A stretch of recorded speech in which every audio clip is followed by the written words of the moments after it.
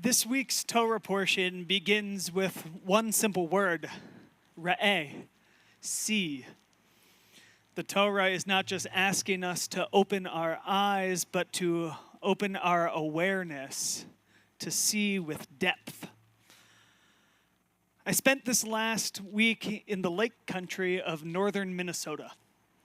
Before leaving, I promised myself that I would create some separation, to step back from the noise of the world and to immerse myself in more nourishing pursuits. And so I tuned out to the endless churn and turmoil of the news cycle and instead tuned into something else, the splendors of nature.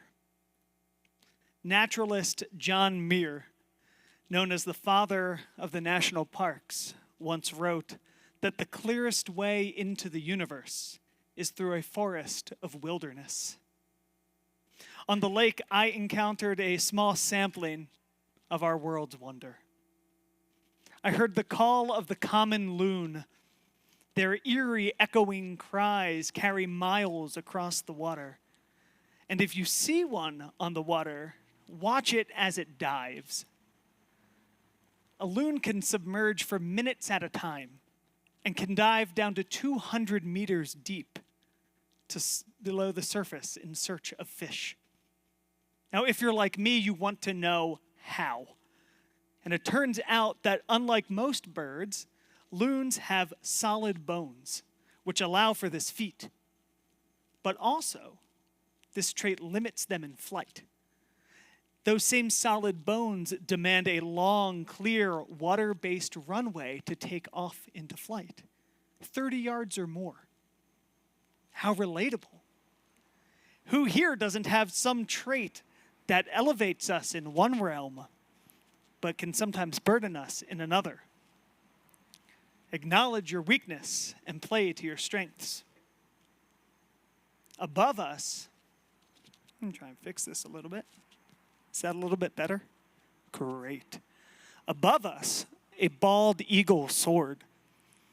And in a breathtaking moment, it descended, stuck out its talons, pierced the water, rising again with a fish clutched in its mighty claws. Our cheers for that bird rivaled anything you would hear at Fenway Park. I mean, I went fishing an hour before, and I didn't catch diddly.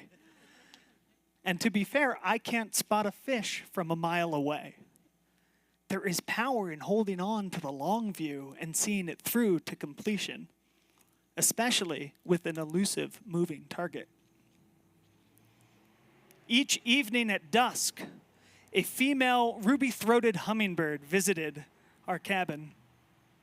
I sat outside by its favorite plant in hopes of snapping a photo, and every time I lifted my phone, it darted away.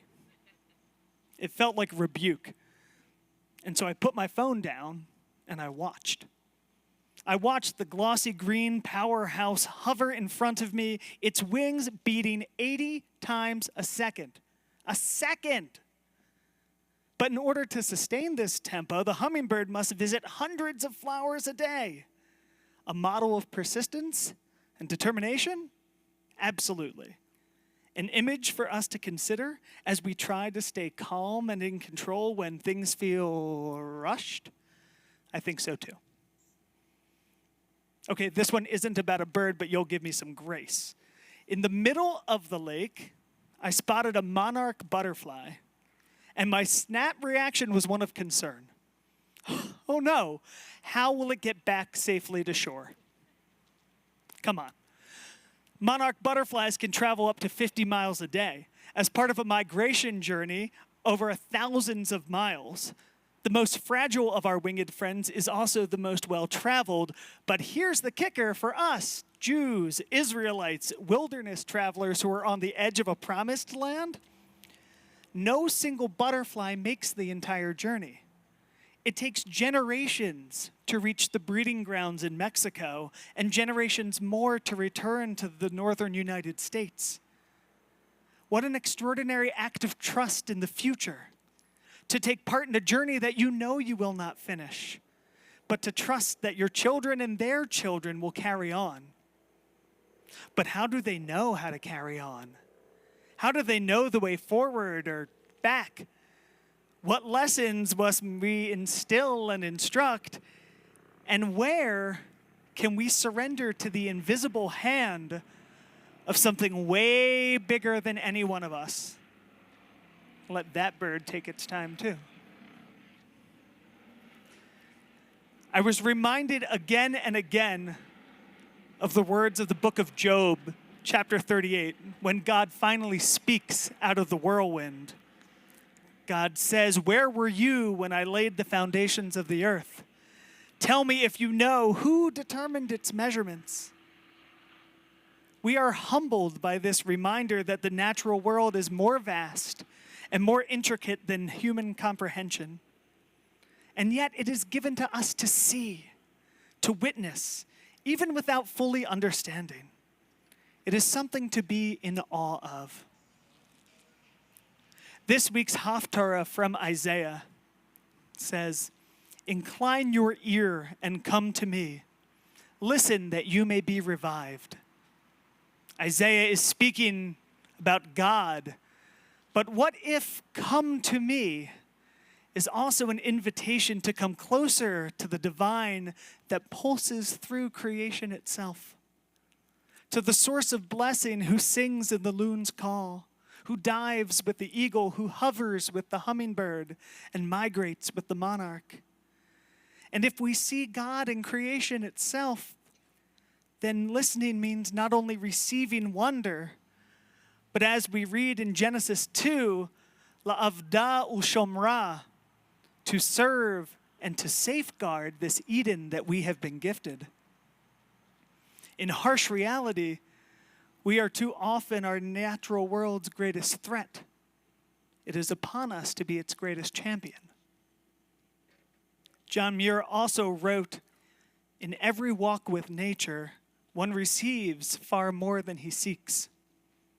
I felt that truth this week. I went seeking rest. What I received was wonder. This was all on the first 2 days of my trip, and then I caught a stomach bug and was in bed for the next couple. It's okay. I watched a lot of nature videos and Googled facts about John Muir and birds and butterflies. Life's not perfect.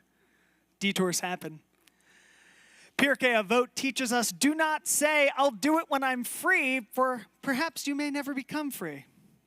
So seize beauty every chance you get and be grateful for every opportunity, whether in Minnesota, in Blue Hills, on your own block, or right here. This Shabbat, the call of Re'eh is clear. See, not just to glance, definitely not just to scroll, but to see. To see and appreciate the beauty, the fragility, the majesty of life all around us. May you behold beauty this Shabbat, and may it bless you with life renewed. Shabbat Shalom.